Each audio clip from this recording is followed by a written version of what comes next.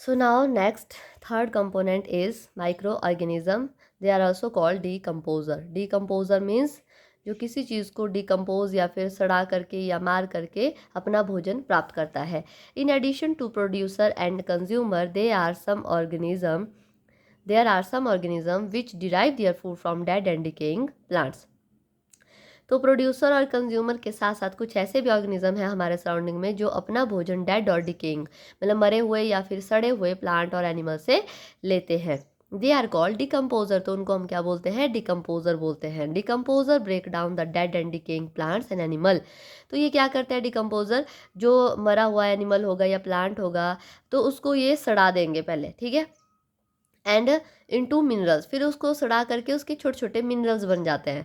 And these mineral get be mixed up with the soil. और ये mineral कहाँ चले जाते हैं? सॉइल के अंदर चले जाते हैं. And are then again use by the plants. तो ये मिनरल जो है फिर से किसके द्वारा लिए जाते हैं? पौधों के द्वारा, रूट्स के थ्रू लिए जाते हैं. This process is called recycling of mineral. तो इसको प्रोसेस को क्या बोलते हैं?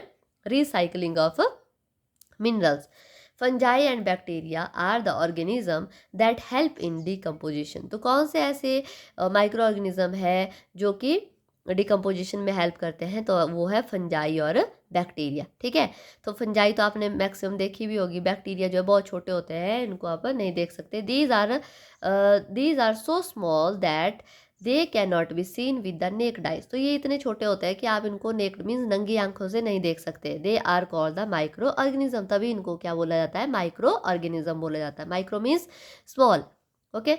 Animals and birds like jackal, crow, vulture and kites consume dead bodies of animal. आपने देखा होगा जो एनिमल है या फिर बर्ड्स है, जैसे कि जैकल है, क्रो है, वॉल्चर है, काइट्स है, तो ये जो क्या करते हैं? डेड बॉडीज, जब कभी एनिमल की डेड बॉडी पड़ी होती है तो ये इनको खाते हैं. ठीक है. This process help in keeping the environment clean. तो ये अगर खाते हैं तो ये क्या करते हैं? एक तरीके से इनको भोजन मिल रहा होता है, दूसरा ये एनवायरनमेंट को क्लीन करने का काम करते हैं. तो ये जो क्लीनिंग का काम है, इस प्रोसेस को बोलते हैं स्कीवेंजर. ठीक है, तो क्या बोलते हैं इन ऑर्गेनिज्म को? जो ये सफाई कर्मचारी का काम करते हैं तो इनको बोलते हैं स्कीवेंजर. ठीक है. If dead organism are not decompose. अगर मान लो डेड ऑर्गेनिज्म डिकम्पोज ना हो, सड़े नहीं, and there number will be goes on increasing and there will be no space left for the living organism. तो अगर मान लो ऐसा होता रहा, ऑर्गेनिज्म मरते रहे और वो डिकम्पोज ना हो, ठीक है, तो क्या होगा? इतने ज़्यादा ऑर्गेनिज्म आपके सराउंडिंग में, आपके अर्थ के ऊपर बढ़ जाएंगे कि जो लिविंग ऑर्गेनिज्म के लिए कोई स्पेस नहीं बचेगा. तो ऑर्गेनिज्म का डिकम्पोज होना बहुत ज़रूरी है.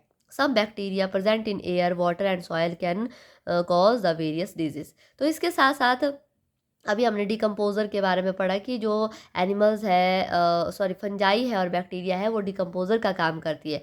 पर इसके साथ साथ कुछ ऐसे भी बैक्टीरिया होते हैं, ठीक है, जो कि बहुत सारे डिजीज़ जो है कॉज करते हैं. और वो बैक्टीरिया कहाँ कहाँ होते हैं? एयर में भी हो सकते हैं, वाटर में भी हो सकते हैं और सॉइल में भी हो सकते हैं. Okay. Now next one, activity 1. Activity 1 क्या बोलती है? इसमें आपने क्या करना है? आपने जू तो देखा होगा, बहुत सारे बच्चे जो है स्कूल से पिकनिक पे ले जाते हैं तो जू दिखाने के लिए ले जाते हैं. ठीक है, तो जू में आपने बहुत सारे एनिमल्स देखे होंगे, तो इसी के ऊपर ये जो है एक्टिविटी दी गई है. A zoo feeder wants to segregate the animal. अब जो जू है वहाँ पर हम जो है सेग्रीगेट का मतलब सेपरेट करना चाहते हैं, ग्रुप बनाना चाहते हैं एनिमल्स का, लिस्टेड बिलो. और एनिमल्स का ग्रुप यहाँ या एनिमल्स के नेम यहाँ पे दिए हुए हैं. And into 3 groups. तो हमने इनको जो है अलग अलग करना है, इन सब एनिमल को 3 पार्ट में, on the basis of type of food they eat. तो किस बेस पे करना है कि वो क्या क्या खाते हैं, मतलब किस तरीके का भोजन वो लेते हैं.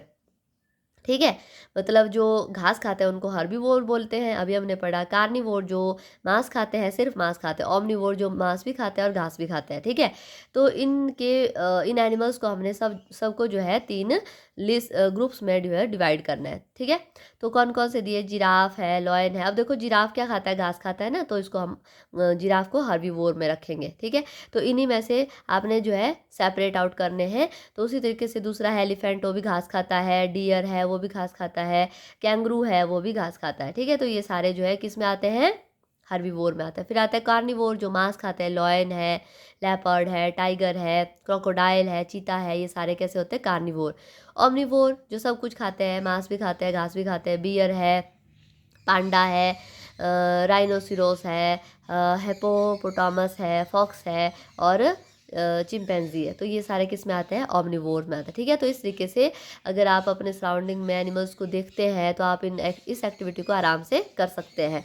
There are certain material that can not be decompose in the nature. देखो, इसके साथ अब कुछ ऐसे भी मटेरियल है सराउंडिंग में जो डिकम्पोज नहीं होते हैं, मतलब उनको हम सड़ा नहीं सकते हैं। ठीक है, and now let us perform the following activity. तो हम एक एक्टिविटी करेंगे जिसके थ्रू आपको पता चलेगा कि कौन से ऐसे ऑर्गेनिज्म है जिनको हम डिकम्पोज कर सकते हैं और कौन से ऐसे हैं जिनको डिकम्पोज नहीं कर सकते। ओके, नाउ एक्टिविटी 2 है। इसमें क्या करना है, कुछ आपने पीसेस लेने हैं न्यूज़पेपर के। ठीक है, एक पीस लेना है कपड़े का and use the plastic bag. जो प्लास्टिक बैग है उसका यूज़ उसको लेना है।